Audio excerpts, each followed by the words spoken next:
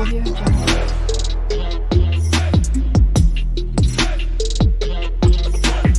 Audio Jungle. Praise God. ஆண்டவர் இயேசு கிறிஸ்து நாமத்தினாலே வாழ்த்துக்கள். வசனத்தை வாசிக்கிறேன். மார்க் 10:17. இயேசு போகையில் ஒருவன் ஓடி வந்து முழங்கால் படியிட்டு, நல்ல போதகரே, நித்திய ஜீவனை சுதந்திரித்துக் கொள்ள நான் என்ன செய்ய வேண்டும் என்று கேட்டான். நல்ல போதகரே, நித்திய ஜீவனை. இவன் யூத அதிகாரியாக இருந்தான். இவன் ஒரு யூத அதிகாரி. இவனுக்கு பல வேலைகள், பல அதிகாரங்கள், பல பிஸியான ஷெட்யூல் தான். அப்படிப்பட்ட இந்த மனிதன், யூத அதிகாரியானவன், இவன் இயேசுவை தேட வருகிறான்.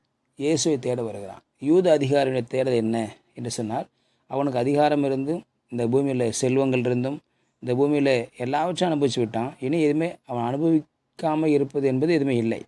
ஆனால் ஒன்றே ஒன்று அவனுக்கு தேவைப்பட்டது. அதுதான் நித்திய ஜீவன் என்று பார்க்கிறோம். அதிகாரத்தை வைத்து நித்திய ஜீவனை பெற முடியாது என்று அறிந்திருந்தான். பணத்தை வைத்து நித்திய ஜீவனை பெற முடியாது என்று அறிந்திருந்தான். பதவியை வைத்து நித்திய ஜீவனை அடைய முடியாது என்று எண்ணியிருந்தான், அறிந்திருந்தான். ஆகவே இயேசு மட்டுமே நித்திய ஜீவனை தர முடியும், அவரிடத்தில் தான் அந்த வல்லமை, பவர் இருக்குது என்று சொல்லி அறிந்த இந்த அதிகாரியானவன் நேரே இயேசுவிடத்தில் வருகிறான். இயேசுவிடத்தில் வந்து, போதகரே, நித்திய ஜீவனை நான் சுதந்திரித்து கொள்ள வேண்டும் என்று சொல்கிறான். நித்திய ஜீவனை சுதந்திரிக்குவேன். அந்த பூமியில் எல்லாத்தையும் சுதந்திரிச்சிட்டேன், அதெல்லாம் எனக்கு நித்திய ஜீவனை கொடுக்காது. ஒன்றையும் கொண்டு வந்ததும் இல்லை, ஒன்றையும் கொண்டு போவதும் இல்லை. ஆகவே எனக்கு தேவை என்ன என்று சொன்னால், நித்திய ஜீவன், அழியாத வாழ்வு, என்றென்றைக்கும் வாழ்கிற வாழ்க்கை. இந்த பூமியில் சம்பத்துக்களும் ஐஸ்வர்யங்களும் எனக்கு நித்திய வாழ்வு கொடுக்காது என்று அறிந்திருக்கிறேன். ஆகவே நீர் எனக்கு கொடுக்கிறத நித்திய ஜீவனை நான் பெற்றுக்கொள்ள வேண்டுமே என்று இந்த அதிகாரி கேட்கிற இந்த காரியத்தை பார்க்கிறோம். ஆனால் இயேசு அதை கொடுப்பதற்கு வல்லமையுள்ளவர் என்பதை நன்றாக அறிந்திருந்தான். இன்றைக்கி இந்த பூமியில் பார்க்கிற அநேக ஜனங்கள், அதிகாரிகள், அரசியல்வாதிகள், பணக்காரங்க, கோடீஸ்வரங்க எல்லாமே இருக்காங்க. அவங்க எல்லாமே என்ன நினைக்கிறாங்கன்னு சொன்னால், அந்த பூமியில் எல்லாத்தையும் சம்பாதிச்சிட்டா போதும், வீடு இருந்தால் போதும், இந்த உலகத்திலே பொருள் இருந்தால் போதும், பணம் இருந்தால் போதும், இவையெல்லாம் வைத்து நான் நன்றாக வாழ்ந்து விடுவேன் என்று நினைத்து அவர்கள் நித்திய ஜீவனுக்காக கொஞ்சம் கூட அவர்கள் அக்கறை இல்லாமல் இருக்கிறத பார்க்கிறோம். இன்றைக்கி எந்த ஒரு விசுவாசியாவது, எந்த ஒரு நபராவது வந்து, நான் நித்திய ஜீவனை பெற்றுக்கொள்ளணும், எனக்காக ஜெபிங்க, ஜெபம் பண்ணுங்க அப்படின்னு சொல்லி யாருமே சொல்லி நம்ம கேட்டதே கிடையாது. ஃபோன் பண்ணுவாங்க, உடம்பு சரியில்லை, தலைவலி இருக்குது, ஜெபம் பண்ணிக்குவாங்க, இந்த வியாதி இருக்குது, எனக்காக ஜெபம் பண்ணிக்குவாங்க என்று சொல்லி ஜெபக்குறிப்பு அநேகம் சொல்லுவாங்க. நித்திய ஜீவனை பெற்றுக்கொள்ள வேண்டும் என்ற ஜெபக்குறிப்பு இதுவரைக்கும் யாருமே சொன்னது இல்லை. காரணம், அவருடைய பார்வை எல்லாமே இந்த பூமியை நோக்கித்தான் இருக்கிறது. பூமியை நோக்கி இருக்கிறது.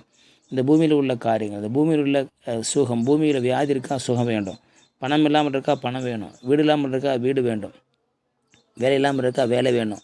ஆகவே இந்த பூமியை நோக்கி மனுஷனுடைய வாழ்க்கையின் ஓட்டமானது ஓடிக்கொண்டிருக்கிறதை பார்க்கிறோம். ஆனால் மேலானவை நாடுங்கள் என்று சொல்லி வார்த்தை மேலானவை நாடுங்கள் என்ற தேவனுடைய வார்த்தையின் நிமித்தமாக, அந்த வார்த்தையின் அர்த்தம்தான் இந்த அதிகாரி செய்கிற காரியம். அவன் மேலானவை நாடினான். இந்த பூமி எல்லாவற்றையும் அவனை பார்த்து விட்டது. பூமியில் எல்லாவற்றையும் அவன் பார்த்து விட்டான். ஆகவே இந்த பூமி எனக்கு நித்திய ஜீவனை கொடுக்காதுன்னு நன்றாய் அறிந்திருந்த காரணத்தினாலே அவனுடைய பார்வை மேல் நோக்கிய பார்வையாக மாறினது.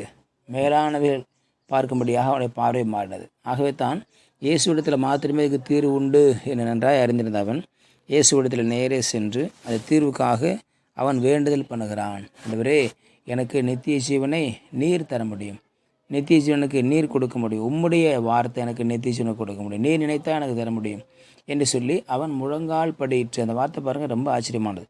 அவனுக்கு முன்பதாக அநேக அதிகாரிகள் இருந்தாலும் அவன் முழங்கால் படியிட வெட்கப்படவே இல்லை.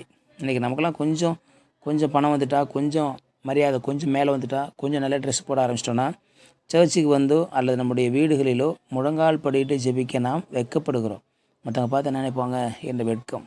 ஆனால் இந்த அதிகாரியானவனுக்கு சுகம் வேண்டும் என்று சொல்லி அவன் முழங்கால் போடலை, பணம் வேண்டும் என்று சொல்லி முழங்கால் போடலை, தன்னுடைய தேவைக்காக முழங்கால் போடலை, உலகத்தின் காரியங்களுக்காக முழங்கால் போட அவன் எதற்காக முழங்கால் படியிட்டான்? நித்திய ஜீவன் பெற்றுக்கொள்ள வேண்டும் என்ற ஜெப குறிப்பு அவனுக்கு இருந்தது.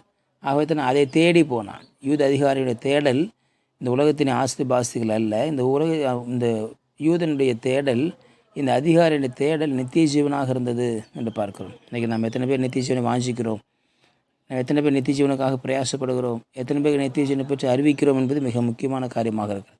ஆகவே நித்திய ஜீவனை குறித்து அநேகருக்கு சொல்லுவோம், அநேகருக்கு அறிவிப்பது மிகுந்த கடமையாக இருக்குது. அதுதான் அழிக்க முடியாது, அதுதான் மனுஷனுடைய வாழ்வில் நிரந்தரமான காரியம் என்று சொல்லி பார்ப்போம். ஆகவே நித்திய ஜீவனுக்காக நாம் தேடுவோம், நித்திய ஜீவன் அநேகருக்கு அறிவிப்போம். கர்த்தர் நம்மை ஆசீர்வதிப்பார். பரிசுத்தபிதாவே, நாளுக்காய் ஸ்தோத்திரம் பண்ணுகிறோம்.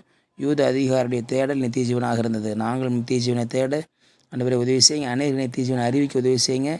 ஜனங்களுக்குள்ளே நித்திய ஜீவனை குறித்து ஒரு வாஞ்சை, ஒரு ஏக்கம் வரும்படியாக ஜெபிக்கணும். உங்களுடைய கரத்தில் தாழ்த்து இயேசுவின் நாமம் ஜெபிக்க நல்ல பிதாவே. ஆமேன். ஆமேன். You will be succeeded.